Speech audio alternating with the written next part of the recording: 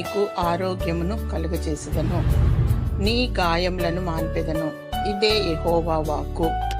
ఇర్మియా గ్రంథము 30వ అధ్యాయము 17వ వచనం.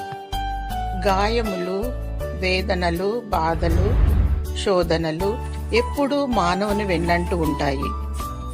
తద్వారా అనారోగ్యానికి గురవుతాం. 2000 సంవత్సరముల క్రితము శిలోలో మరణించి చనిపోయి సమాధి చేయబడి తిరిగి లేచినటువంటి ప్రభువు, ఆయన పొందిన దెబ్బల చేత స్వస్థత, ఆయన రక్తము ద్వారా విమోచన కలుగును. మరియు దేవుడు ఈ దినము నీకు వాగ్దానమిస్తున్నాడు.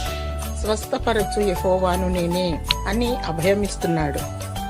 స్వస్థత నీకు శీఘ్రముగా కలుగును. హృదయము అన్నింటికంటే ఘోరమైన వ్యాధి కలది. హృదయ స్వస్థత కూడా దేవుడు కలిగించును, స్వస్థపరచును. దేవుని ప్రార్థించు, శరీర స్వస్థత మరియు హృదయ స్వస్థత దయచేయును. మనము నోటితో అడిగినచో దేవుడు శీఘ్రమే తన స్వస్థత నీకు దయచేయును. యేసు నామములో తక్షణమే స్వస్థత నీకు లభించును. దేవుని స్తుతించు. దేవుడు నీకు స్వస్థతను, జీవమును అనుగ్రహించి దీవించునుగాక. ఆమేన్.